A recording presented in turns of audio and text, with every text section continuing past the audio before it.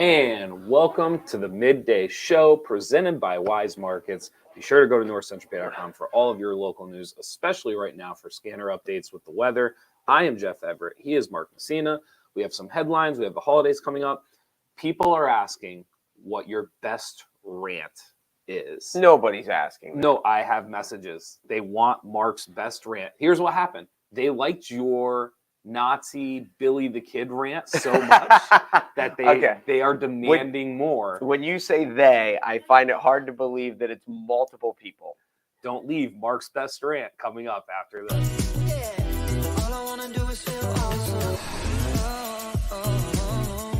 All I wanna do is feel awesome. All I wanna do is feel awesome. We should start the show off with this probably. Roads are bad. Weather's rough. I was going to say, it is. Yes. Your forecast is snowy.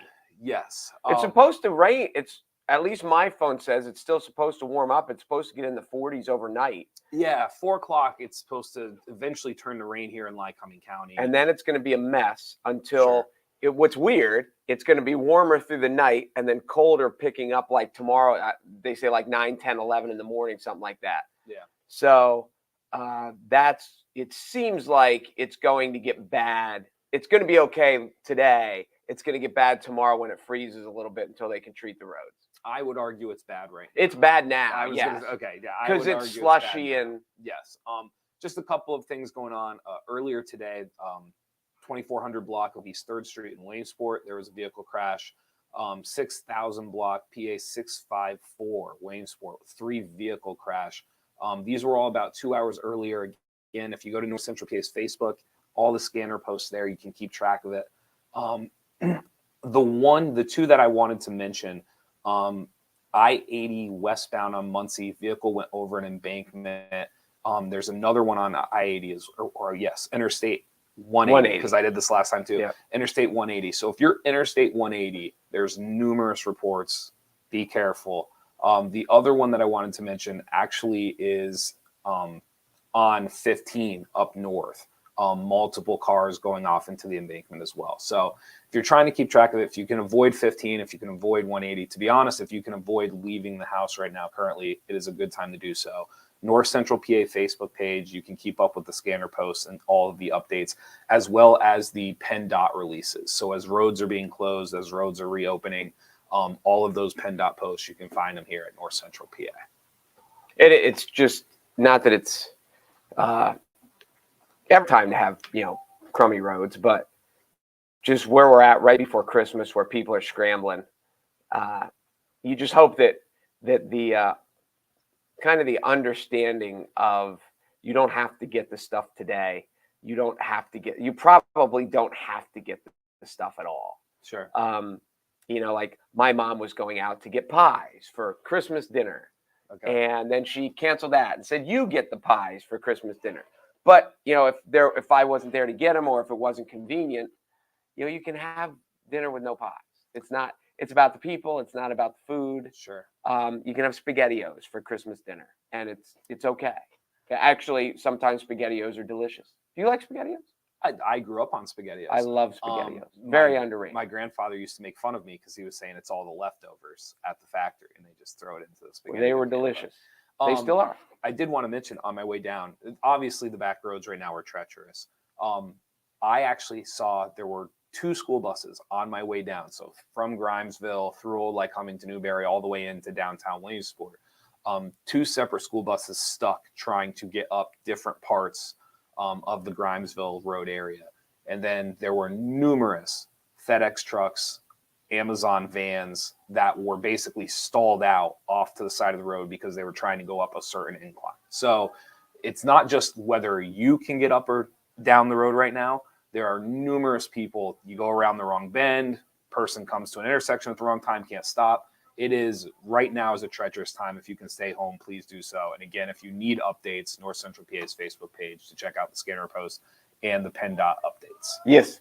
But it is pretty treacherous right now. Holidays coming up. I did want to mention honest to God, people want the best Mark rant. So as we're going through some of these headlines, if you can, I have a few like opinions of my own of what maybe your best rants are, but if you have a rant that you've been holding out on us, don't be afraid. I'm not a Don't be ranter. afraid to let. I don't think my You don't think you're a ranter? no. I don't think my Billy the Kid, Adolf Hitler, John Wilkes Booth all got away was a rant. I just think that I was historically educating people. Do you think there's a difference? Because I do this too at times. There's what you and I think is a ramble, other people view as a rant. At what point does a ramble become a rant? Is I don't it the know. level of Maybe, intensity, like the level of passion in which I you would are say describing probably. it? Maybe Okay. because our intellect is just so high. That's what it is. That's That's the difference. A couple of things going on in the news. We had already talked about the weather currently. The Senate actually clinched the deal, the federal funding bill that you and I were talking about, 1.7 trillion. So the details to that finalized deal will be coming out, but it was finalized. It's going to advance. So Senate pushed it through. So 1.7 trillion for next year's spending in the United States. There we go. Good. Now it's all fixed. It's happening. Everything will be great. The Washington Post, I found this interesting. U.S. life expectancy continued to fall in 2022. Part of it, 2021, everybody kind of said, well, of course, life expectancy fell with the outbreak and everything else. 2022, the number one cause, and I haven't been able to actually dive into the statistics of this, but within the story, they are referring to drug deaths surging in 2022 and being one of the bigger reasons that life expectancy in the U.S. has continued to decline this past year. So it's a little bit of somber news there, but I thought that was very, very interesting. I think people would have thought that the number would bump up after COVID, and as of right now, the numbers are not necessarily showing that. But life expectancy is a weird number, right? Because the trend of life expectancy isn't something that necessarily will always go up. Some years are worse than other years, and so it kind of varies. But in 2022, life expectancy continued to drop despite what experts thought would go up after COVID. There's some other things here. I don't know if you saw this or not. Mark Zuckerberg is planning to split Facebook. He's planning to keep the social media side over here, and he wants to split and take the metaverse over here and have two separate companies. Part of it, it's kind of it's a market thing. He doesn't want the shares of Facebook to decline because people believe he's using it to pay for Meta. So I believe his purpose is he wants to split the two and hope that people still view one company as very, very strong and not affording the cost of the other part of it. So, okay, explain this to me like I'm a 5-year-old. What is Meta going to do? So Meta is going to be, it's a metaverse. It's going to be an online digital place where you can go and do things. So imagine it's like video gaming, but a step further. You can actually interact. It's all the things that you can already do on like a PlayStation or Xbox, but it's supposed to take it one step further as like your own personal identity. Headset, VR, virtual reality, all of that stuff. That's good. Do you know, by the way, since you're an English guy, do you know the difference between farther and further? I do not. Farther is measurable. Further is to a degree. So like you just said, it's supposed to take it one step further. Like you're like, my car is parked farther down the road than yours because you can actually measure it. Okay. Further is like you said, they're taking it one step further in the process. So that's it, farther, further. I learned that in Finding Forrester. Nice. There you go. There's Finding Forrester is good. That'd be a good one if you're snowed in today. Finding Forrester is not a bad one for you. You could watch it on DVD if you have DVD player. No one's watching. If anyone, I would love to see a poll of how many people are watching a DVD tonight. I would love to see that poll. Travis Hunter, who is the top-ranked transfer, committed to Colorado with Deion Sanders. Now, he was the #1 recruit in the country that committed to Deion Sanders at Jackson State. Okay. So when Deion Sanders left Jackson State, he entered the portal, and now he will be following Deion Sanders. Another note in college football, Penn State, number 12, I believe they ended yesterday in National Signing Day. So they had the 12th best freshman class, according to ESPN and 247 Sports. And you have to understand, when people look at this, and obviously they're doing something right, but what the difference between the 8th best class and the 12th best class and the 15th best class is so like it's who's rating this? Yeah, It's so subjective. Again, remember, Tom Brady was the 199th quarterback taken. And when you look, there's a documentary. Have you ever seen the documentary about the guys who were taken before Brady? Yeah, no, I haven't. It's awesome. Okay. One guy's like a shepherd in California right now with no Okay. contact to the outside world. Uh, And so when you're like, oh, we're 12, like it's good to say that like the team that had the fifth best recruiting class did better than Penn State. They might not have. well, you Like, don't let's give it know. some time. There is some subjectivity to it. The thing that I take from the rankings personally is they're all lottery tickets, right? Like some lottery tickets are more likely to win than other, but every single player you're bringing in, there's a percentage of whether or not that player will hit. What I take from the rankings is that if you're in the top 20, top 25 recruiting classes, you have put together a class of 10, 15, 20 kids in the top 300. So your tickets are more likely to pop. Correct. That is kind of what I take from it. Not like, oh, Penn State's class is better than that class. It's Penn State. If you're top 12, your class has a chance to really pop. And your class could be one of the best in the country. Absolutely. Yes. It shows that you are recruiting with the big boys. Yep. Absolutely. But for anyone who is disappointed Okay. that like, oh, somebody else was 6 and Penn State's 12, let's give it a few years and see how these kids pan out, because there are lots of unheralded guys that turn out to be superstars, and there are lots of can't misses that miss. I agree. Reports are coming out this morning. China is likely registering 1 million COVID cases a day. They believe that there's around 5,000 deaths a day within the country that are COVID-related deaths. So there's no actual national announcement, right? Like it's not like China's coming out. These are people within the country that are leaking out what they're seeing, and this is the best estimates that the rest of the world can come up with.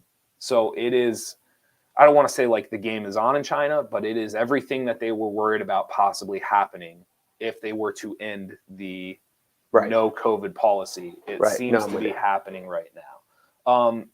FTX's, the Alameda execs, have pled guilty. So this is his girlfriend. All right, you keep talking. I've had 2 kids call me in 30 seconds. They're probably getting to school, aren't they? So Alameda, Sam Bankman-Fried arrives in the U.S. at FTX. He's arriving. He's been extradited. Can you grab a ride with someone? Have pleaded guilty. She so can. FTX is probably going if you can't get one, tell her to take the Nissan. She'll be okay. Honest. All right, say it. Kevin mentions, contrary to popular belief, COVID isn't over, and that is in China. That is a definite statement. School closed. Oh yeah, you didn't know that? Yeah, they're out at 1. And he's like, I need a ride, and my sister doesn't want to come get me because it's snowy. But it's 6 blocks. It's not that bad. You'll be fine. So he's walking. No. Oh no. No. Why would he not walk? It's 6 blocks. Okay, it's probably 8 because it's 2022. Kids don't walk.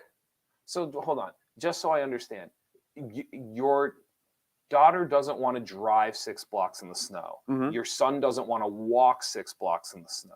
Mm-hmm. And which one do you think is less right? Oh, I don't know. Either. They're both wrong. Like, she'll be fine to drive in the snow. Uh-huh. He would be fine to walk in the snow. Okay. But we've raised a soft generation. But the walking 6 blocks in the snow isn't. I almost walked 4.8 miles in the snow to see Avatar. That's because you're a different generation. You're tougher. He can't walk it, and I'm not very tough, so that can tell you the weakness. It shows you the softness. The softness, the weakness of it. Then. So no, that was just kind of bouncing around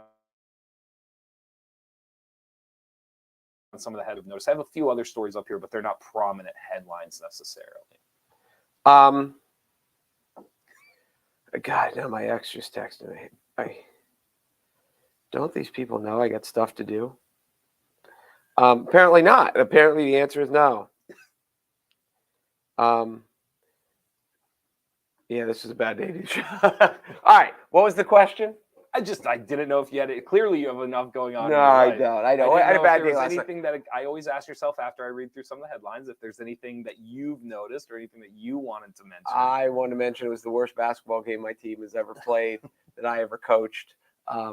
And you know what? It just I don't know why this is. When we wake up after when I wake up after a bad loss, and you can talk to me about these because you didn't have many bad losses like this, but I feel better after getting blown out than I do after losing by a point. Now I sleep about the same, but there's the level of anxiety. Like when you get beat badly, now you know, like, we got to go to the drawing board. Like, what's going on here? What can we address? What can we fix? When you lose by a point, it's just like, if I'd have done that one thing, if I'd have done this one thing, if I'd, and I think it's more the close losses are in the immediate are so much harder to deal with than the losses where you lose by double digits, because you don't have that anxiety that, like, if I would have done this one thing, it would have changed everything. Now you're kind of looking to the forward saying, what's our weaknesses? What do we have to address? Yeah, I think you and I've talked about, I've told you before, like with system coaching, and really you can apply this to anything. I mean, you can apply this if you're a student, if you're a boss, if you're a coach, like you can apply this to anything.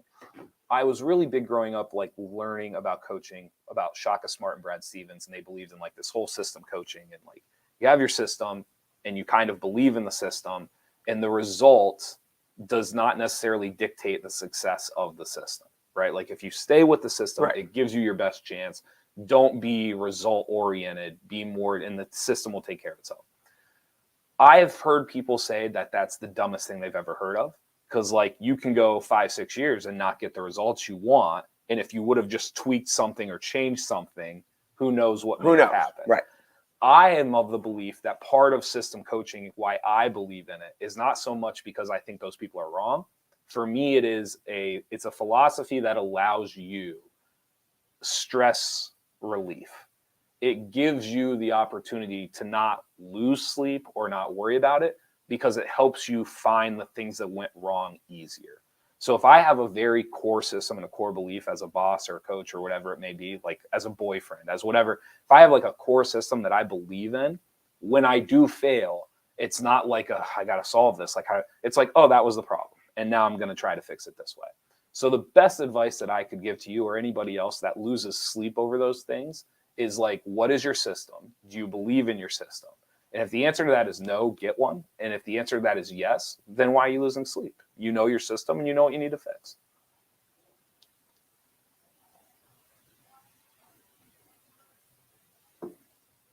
Yeah, I get what you're saying. And I don't mean to make it sound, and I don't mean to make it sound simple. Simplistic. Like, don't get me wrong. Like I have, as a player and as a coach, like in life, I have failed and lost sleep. Like I'm not saying like I'm a robot and never.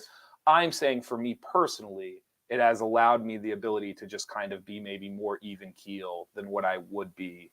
Right. No, I get it. But it'd be like if you're taking a college class and you're trying to get an A, and 90 or above is an A. Yeah. And you get an 88. Mm-hmm.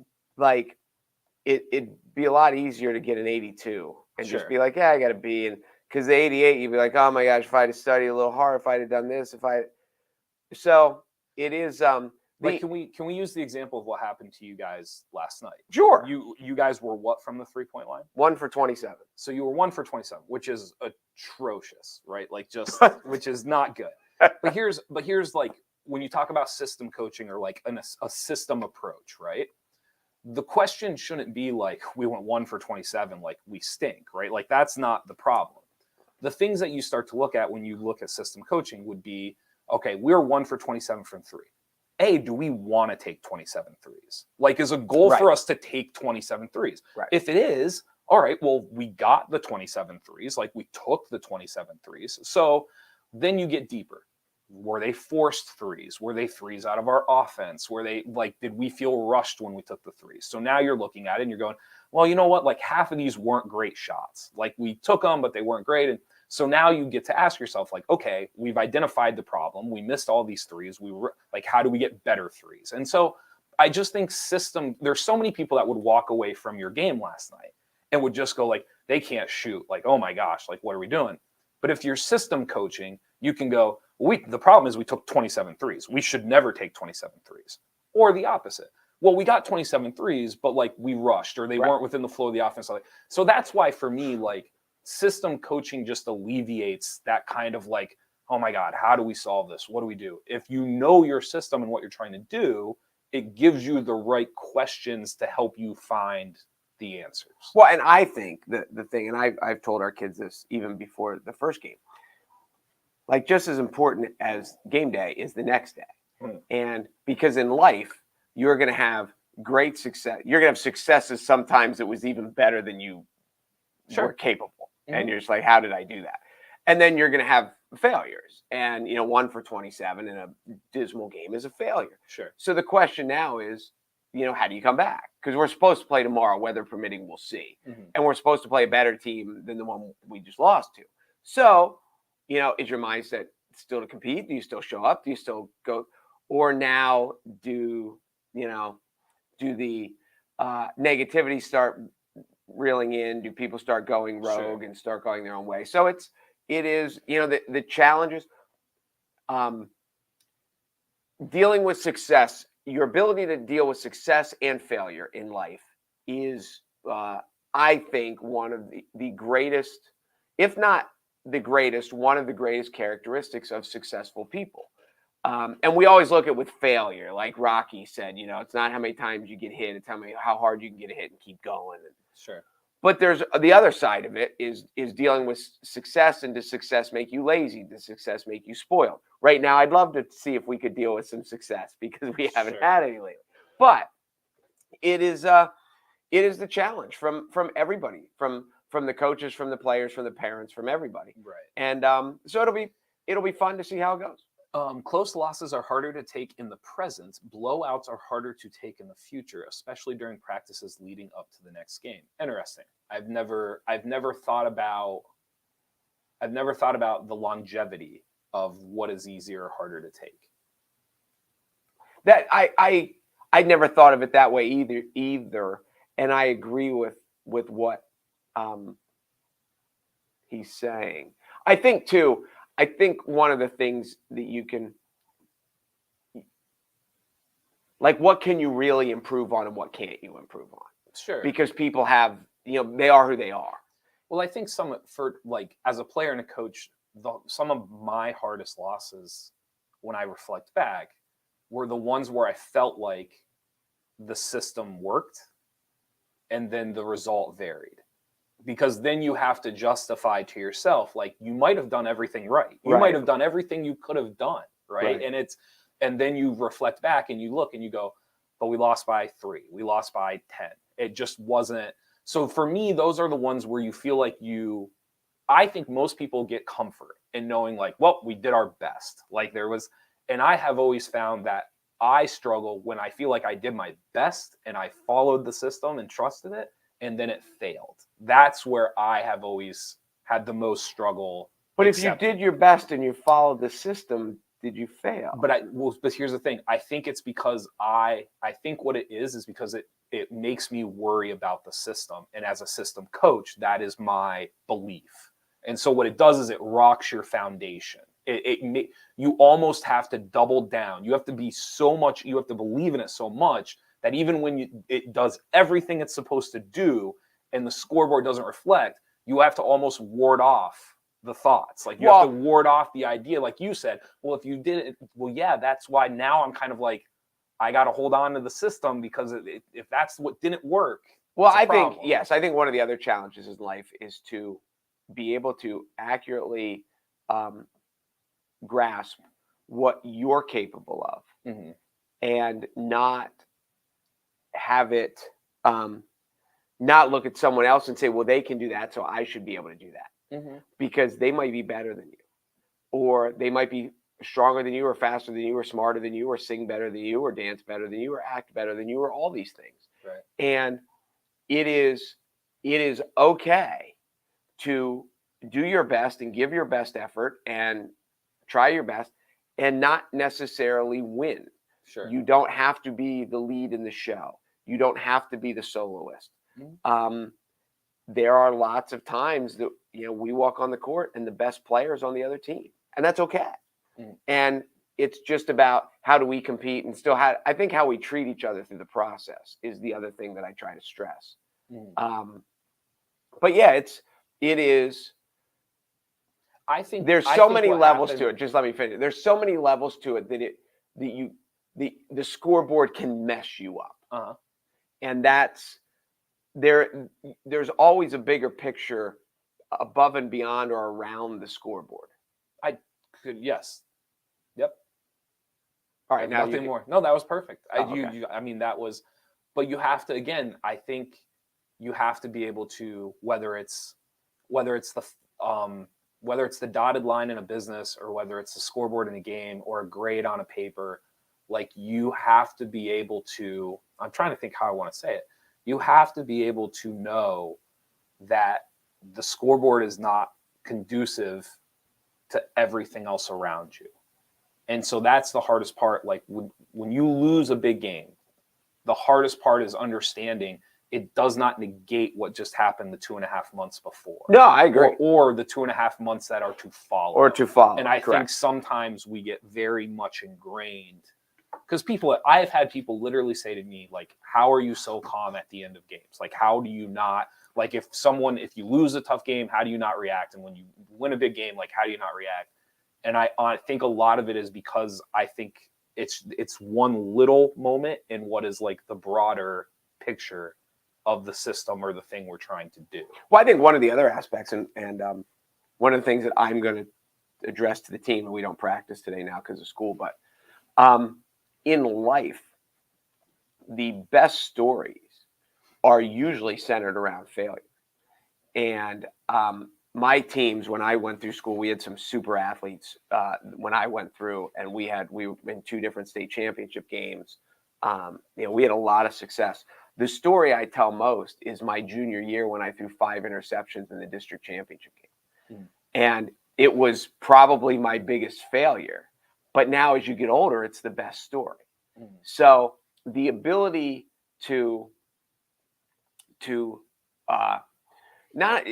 the better you can live with failure, because we've talked too about all these famous people. We talked about Trump. How many businesses have Trump had that have gone great? How many of them have gone poorly? And when you take all these successful, the Thomas Edison quote about making light bulbs, and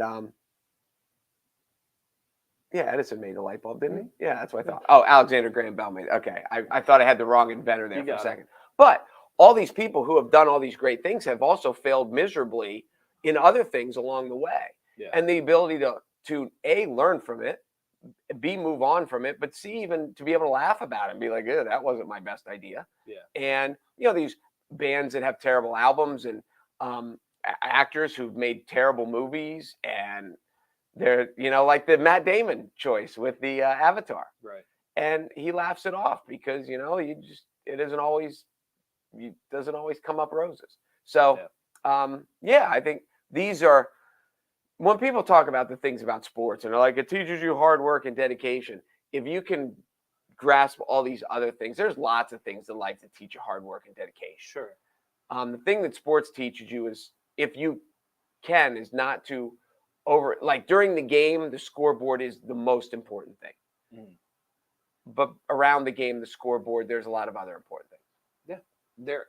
The 2 things that I've always, like, I've had conversation with parents and I've tried to explain this to them, is that in 1 year, the games are less than 3% of what we do.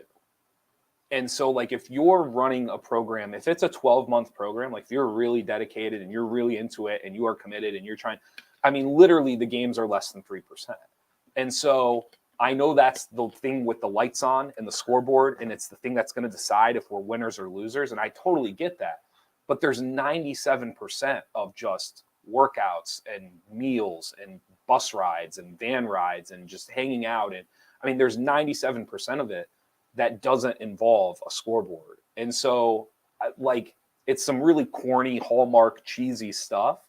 But why would I let 3% of it decide how I feel about the other 97%? Like, I'm just not going to do that or allow myself to do that. So I don't know. So there's my cheesy thought. I think and I get it for parents. It's hard because you don't get to see, most of the time, you're not seeing the other 95%. Like you're just not there. You have a life. You got things going on. You have Right. other No, I kids. get it. You have a job. So I think that stuff is hard. Does it bother high school coaches when their win-loss record solely determines coach retention? I don't think in high school sports it really does it? I think in college sports it does. I think in pro sports I it think does. I think in high school it's less, which is why I think the point of their question is when it does happen, does it almost feel like it's Oh yeah.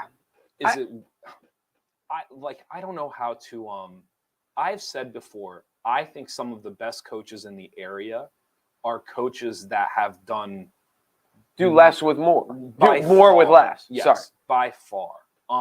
And you and I've talked about it. It's two different challenges. Mhm. Like coaching a really, really successful team is rough. Like people think like, oh, that's winning. It is. It's hard and it's a grind and there's expectations on kids that really shouldn't. I don't know if they should even have those yet. Like it's really difficult. On the flip side of it, I do think there are coaches that if you look at what you're working with and your gauge is the win-loss measure, then as a community, as parents, as a school, you may be missing the point. Like you may not realize what's actually standing in front of you. Because some coaches just don't. They don't have the tools. Like they don't.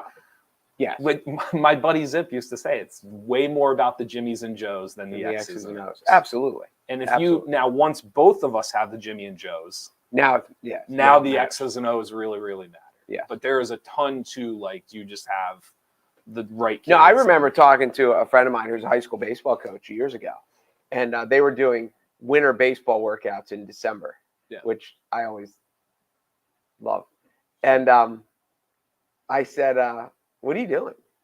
And he's like, "Oh, we're getting in, we're hitting." I was like, "You don't hit for real for 5 months." And he said, "Yeah, well, whatever." And I said, "How are your pitchers?" And he goes, "Our pitchers are okay." I said, "Then your season's going to be okay. You can take all the batting practice you want." And there's like you get guys that go out and are flamethrowers that dominate. You look really good. Yeah. You get guys that can't get people out, you're in trouble.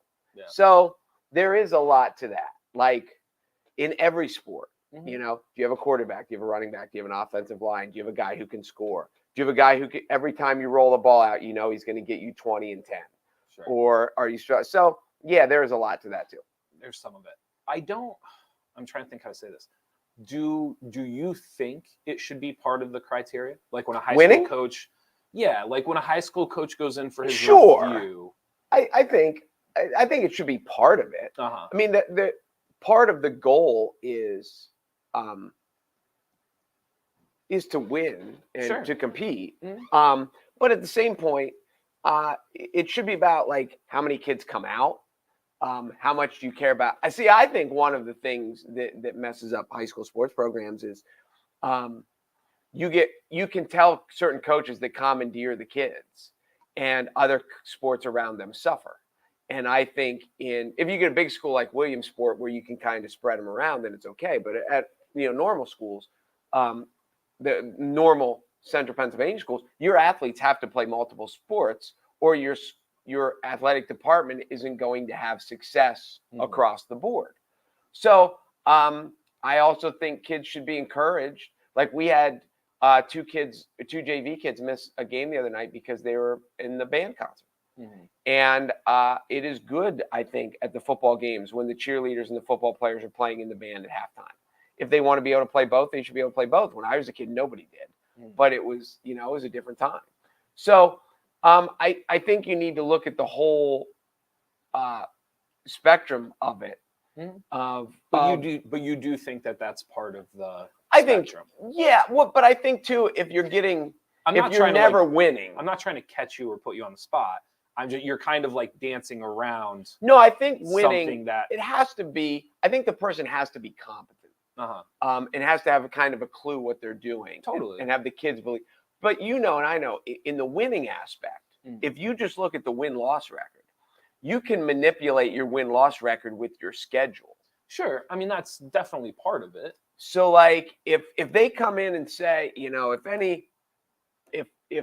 if any principal shows up at a normal school like Montoursville, Williamsport, South Williamsport, whatever, and says you need to win 11 games next year, you're losing your job. Right. Well, then they're just going to schedule 11 wins, and you can pretty much go and find tiny schools or whatever. Sure. I would answer the question that I do think it matters, but it matters more towards the bottom of the spectrum than the top of the spectrum. It's certainly not number one on the list. Absolutely. Well, no. What I mean is, like, if you're judging a coach based off of whether he has, like, we'll use basketball as an example because that's one I know the best. If you're judging a coach whether he has 20 wins or 12, I think you've missed the point. Absolutely. If you're judging a coach on whether he has 2 or 12, then I think it's fair to put it in part of the spectrum of, like, okay, what's going on here? Like, how do we get better? How do we improve? What are our goals? Like, how do we progress this a little bit? But I mean, anybody who's using that as part of their spectrum based off of the upper total wins, more so than the bottom total wins, I think they've missed it. The difference between 12 and 20 should not decide someone's job. The difference between 2 and 12, maybe it should be in the conversation. Correct. Maybe it's something that's brought up in the meeting and, like, all right, what do we do? How do we? Right. What are we doing? Right. That's just an opinion. Right. Who am I to say who should coach high school sports and who shouldn't? What else you got for me? I don't know. Did that count as a rant? I don't know. That was pretty close, probably. That was close to a rant. I don't know if it was as passionate as the Nazis in South America rant you gave the other day, but it was close. I'll give this one. Did you see that? About news, about the news business of what mainstream media, where everyone, like, knocks on mainstream media and blah blah blah, and you hear the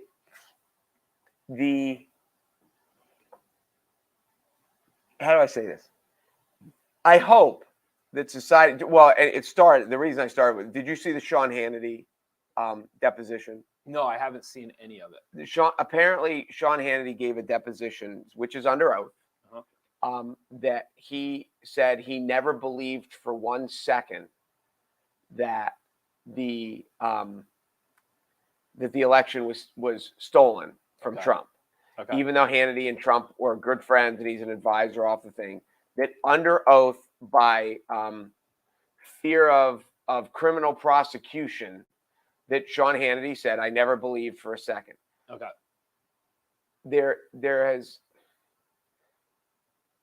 I hope that both sides understand that as the left bangs on Fox News for the way Fox handled President Clinton, and the way the right bangs on CNN and MSNBC about the way their fake news and their liberal media, and they're both in it to make money. Sure. And you can't bang on the other side and then flock to yours like yours is gospel and the other side is lying. Like, and that I've never understood why people aren't smart enough to see that. Well, I think now more than before they are. Like, I think the average citizen in the U.S. understands the dynamic of it. What's interesting to me is I think the average person in the United States has decided they're still going to pick a side. And I'm not saying they shouldn't. Like, I pick a side. You know what I'm saying? Like I clearly have an agenda and what I believe in when I go to vote or what I listen to. I'm saying, though, like, I know both sides are in it to make money. I know both sides are playing the other. And yet I think most people hear that and still go, like, well, I'm still going to listen to that and I'm mad at them. And that's the part that fascinates me. So when they do that, do they really think that their side is being honest with them? Or are they smart enough to understand that their side is telling them what they want to hear? So again, I'm nobody, which should be another segment we do where we claim we're nobody and then give a very, very valid opinion. I'm nobody. I'm to the point where I really, really believe that people, regardless of what side you're on, they are beliefs that you can wrap your head around despite the delivery of it. So, for example, like I've said to you before, I'm not a huge fan of Trump. I was absolutely against a lot of the people that were saying the election was rigged and that were able to run for office in the midterms.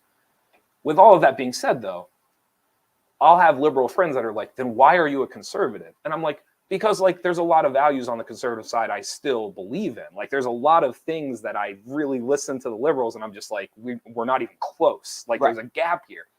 So I think what happens is people on both sides, they go like, I might hate this delivery or the person giving the message or the people, but I got to pick a side. And if I have to pick a side, this is the side that like the core of it tends to lean the way that I lean.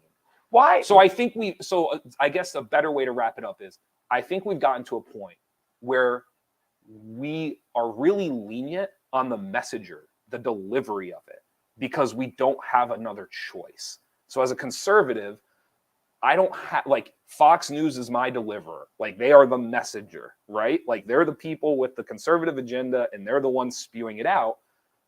I don't really have, where else am I going?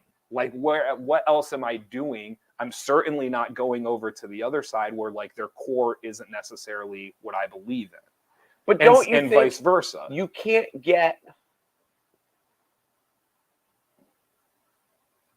on election night, I love flipping channels and going to both. Same. And I can't imagine anyone who I just can't imagine anyone who this is going to offend everyone.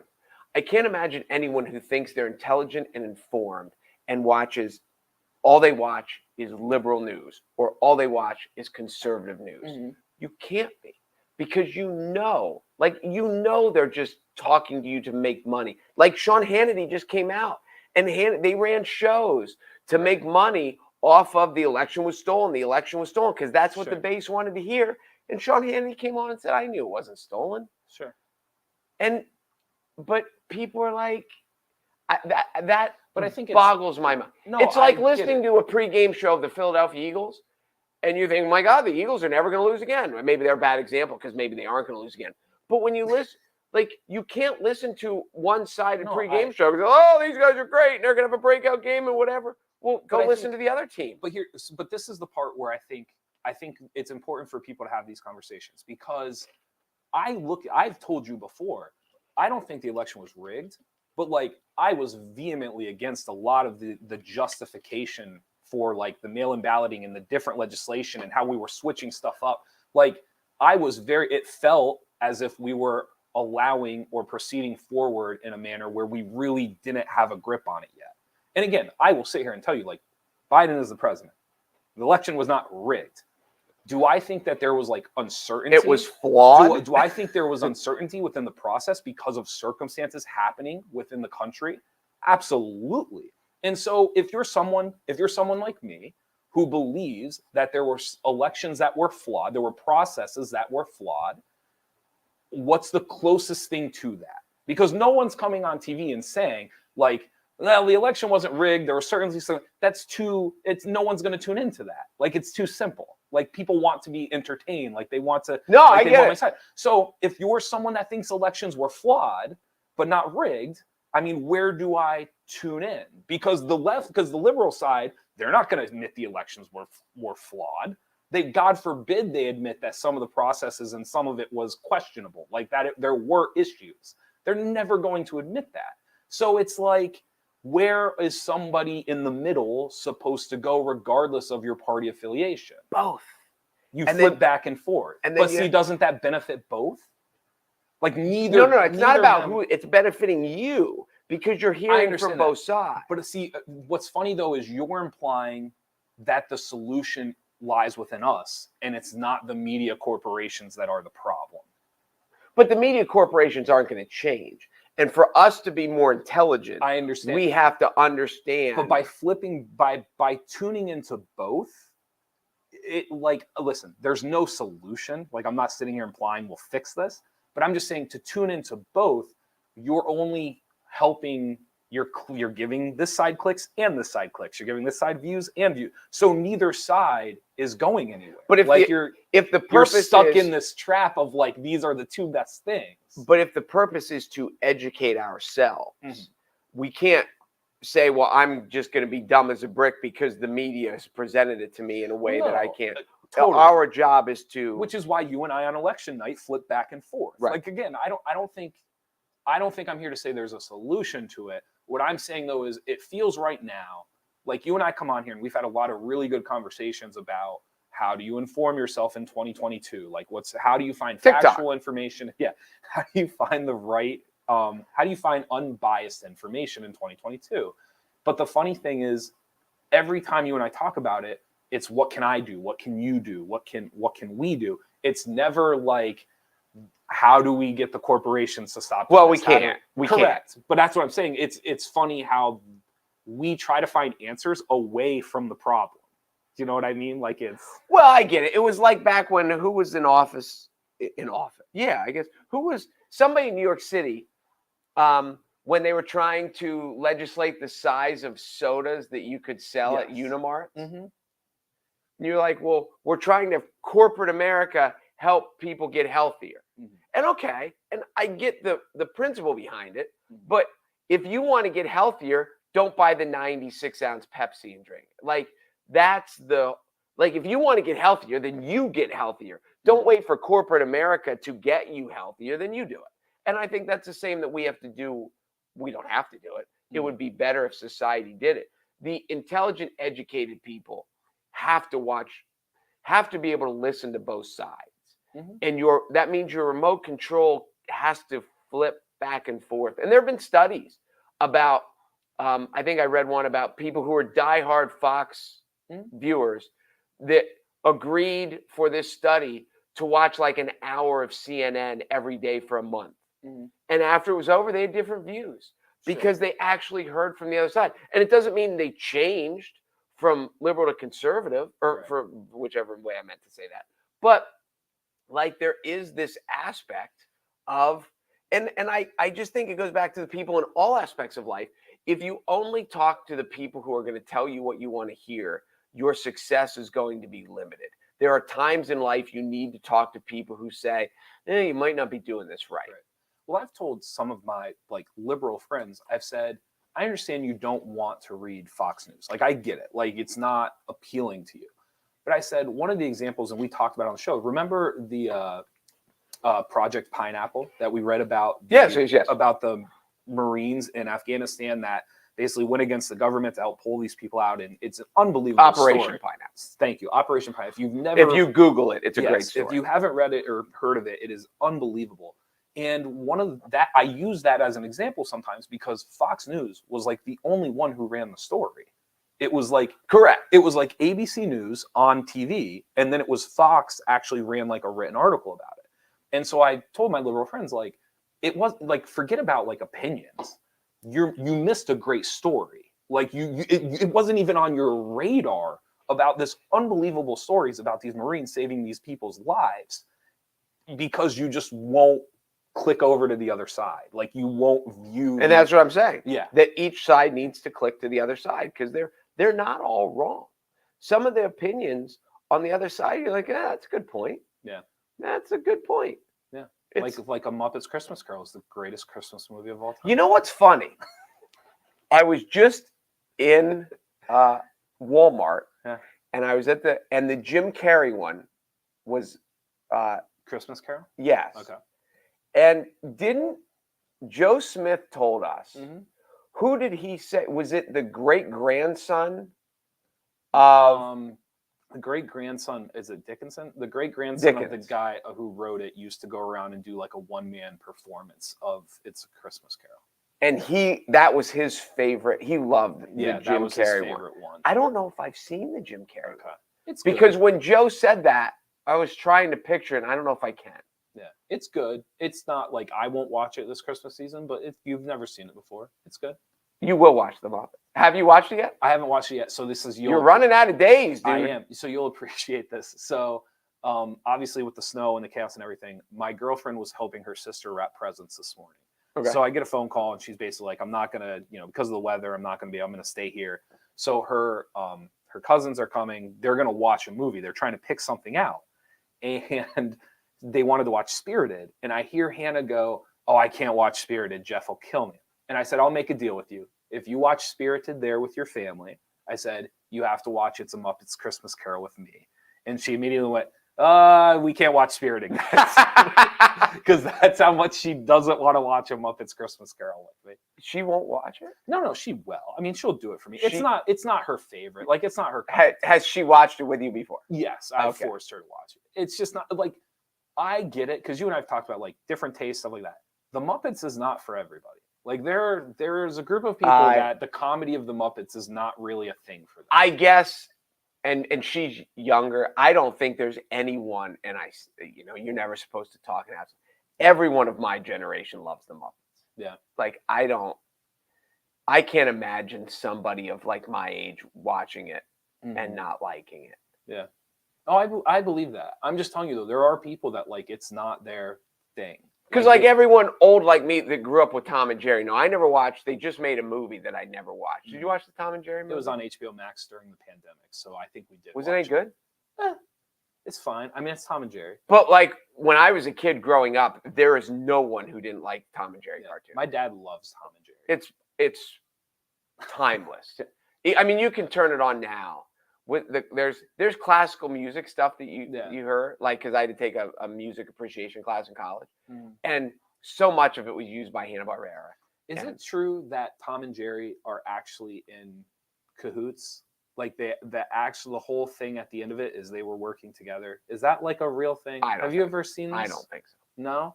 There's like this whole thing about if he actually ever catches, which one's Tom, which one's Jerry? Tom's the cat, Jerry's the mouse. Yes, so there's this whole thing about. I can't believe you just asked. No, there's this whole thing about Tom, and if he were to catch Jerry, the show's over. Like they would get rid of Tom because he's a tomcat. Like, you don't need the cat if he catches the rodent. So the whole thing is like they're in cahoots together, where like Jerry keeps getting to stay in the house, but Tom also is getting to stay in the house because like if he kills the rodent, he's done his job and he's out. I'm just telling you, like, this is like a thing. I like, think that's a reach. Okay. But I get it. No, I do. You've probably it. seen more Tom and Jerry than me. I'm just telling you that is a thing like on the internet. But and everything on the internet. Everything on the internet is true. Yeah. Lisa says the issue is critical thinking is a dying skill. People want to take their beliefs prescribed. I've never heard it described that way. That's very, very well done. People want their beliefs prescribed. I mean, you made a good point when you talked about, people don't want it. It's not entertaining to hear that. I don't think the election was rigged, but I think there were issues. And just like I've always said, no one's ever going to stand up on their bar stool and scream our quarterback is mediocre. Sure. Because, he either sucks or he's great. And Sure. and in reality, there's a lot of quarterbacks that are way in between suck and great. So, yeah, I think people like to be right. And there is so they're going to watch what tells them that they're right. And it makes them feel good. It makes them feel smart. And so they don't dare go to the other side, because when you learn something new, it might be something contradictory to what you thought. And now you've got to, I think for whatever, where some people see that as intellectual growth and making you smarter, some people see it as a detriment that, oh my gosh, I didn't know the right answer before. It's so funny though, because like, to just bring like a coaching analogy into it, in my opinion, one of the best things I ever learned about coaching was when you're watching film of another team, you're not just trying to find their weaknesses. You want to find what they're good at that you can apply to your own team. So the funny thing what is you can steal, what you can apply. You know who's really good at it is Chris Snyder at Central Columbia. Okay. For those who don't know, Chris Snyder's been the boys' coach for a long 20 plus years probably at Central Columbia. I cannot tell you how many times we would play them, and then 3 weeks later when we would see them again, they would run something that we ran against them the first game. And they would get us on it and score. And so I don't know why I feel like we should be able to apply that to other things. Like I should be able to watch a liberal news broadcast, and I might disagree with 75, 80% of it, but like there's got to be something in there that I'm like, oh yeah, I That's like a good that. point. Like that's a good point, or that's a thing. When I was in high school football and back in the 80s when I played, the district playoffs and state playoffs were very new. Mhm. And so all of a sudden you'd go play. We played Wellsboro in a district semis. And we never played Wellsboro before. Now you're stepping out, and then you get into the state playoffs. We're playing Bethlehem Catholic. And each week it was a little bit kid in a candy store for the coaching staff. Because you're like, we've never seen these people before. Sure. And we would literally steal stuff, whether it was an offensive play, whether it was we took the way they ran their kick return, we put it in the next week, and in the state semis, we ran a kickback 91 yards for a touchdown with a kickoff return that we'd had in for 2 days. Yep.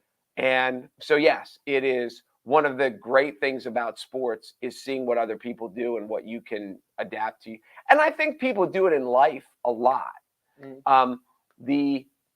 I think good couples do it. I think they watch what other happy, successful couples do and try to emulate, not the whole thing, but parts of it. You know where I do it the most in my life is the kitchen. If I see somebody make something and it is simple and it's delicious, like immediately, yep, great, doing that. Like that, it's funny. Like in that aspect of my life, I would bet. I bet other people. If I had to pick the aspect of my life where I probably steal the most things, it's probably like kitchen, like people making. Where I think a place where people steal is the gym. Oh yeah, they like see guys routines doing and exercises, and they're like, "Oh, I've never thought of that. I could see why that would work." Yeah, and adding it to it. Yep. Yeah. It is. There's lots of information out there. If we're willing to accept that we don't know everything, and we can learn from a lot of different people, people who are dumber than us, people who have very different beliefs than us, we can still learn stuff. Maybe that's what people need to do then. Maybe they need to take like a coaching approach to when they're watching their news, when they're getting their information. You got to know what the other side's doing. What's the other side thinking? What do they do well? I agree. That's why I've always said why one of the reasons that sports is better than politics, because in sports you come out and you're just like, hey, this is what this team does really well. In a pregame interview, they won't talk about, we're going to kick their ass because they suck and we do this. They come out and say, well, this is what they do well and this is what we have to. Right. And politics is just so much hot air. Yeah. Well, I'm with it. Anything else before we go? You have 2 minutes. I don't have much other than we'll see. I think the next 24 hours is very much a wait and see weather-wise. If it gets warm, how messy does it get? And then how cold does it get? And what happens when it gets cold? So it could be, we could be in for a mess for 2 days, or maybe by tomorrow they've got everything treated and the rain has washed stuff away and it's not that bad. But do not do damage to yourself or your cars or other people trying to get that thing that is essential for Christmas, because it ain't essential. Interstate 80 closed at Limestoneville in Northumberland County. So that was about half an hour ago. For anybody that's there, most of Route 80 has had their speed limit restored. So it sounds as if they have gotten most of Route 80 cleared off. This is 80, not I-80, because I know 180. I know I get this as well. So this is actually Interstate 80. So most of the speed limits have been restored as of noon today. So it sounds like the major highways are getting cleared. They should be good to go. We'll see how the back roads handle it, because it was not great middle of the day today. No, it was not.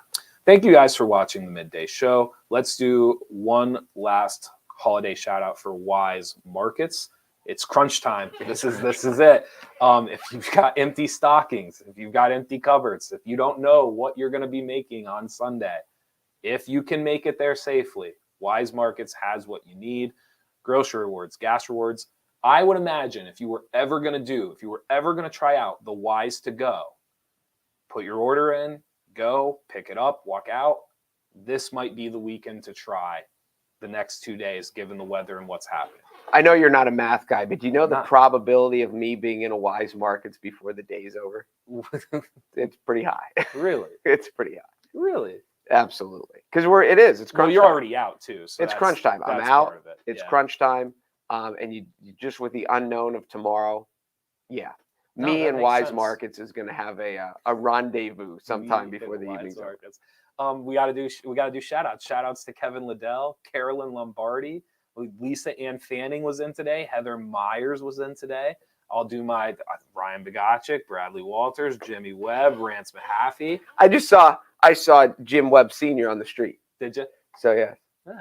Yeah, we always yuck it up a little bit. So we were just Okay. walking down. Anybody you want to shout out today? No shout outs for you today? I don't think people want to know. I don't have any. Okay. I don't have any. We'll leave it at that. Don't hurt yourself. No, I don't think. Okay. No, we're Be back safe. tomorrow, right? We'll be back tomorrow. Yeah. We'll see. But I feel like tomorrow things are picking up tomorrow. I don't know if people are sad. We'll see. I don't know. I feel like this is what I think is going to happen. I think people thought they were going to get their stuff done today, And they're gonna have to do it tomorrow. and they're going to have to do it tomorrow because of the weather. I think. So I think tomorrow is going to be hectic. I think people would be lost without us. You think so? They'll still tune in. All right. Thank you guys for watching the Midday Show. I'm Jeff Everett. He's Mark Messina. We will see you guys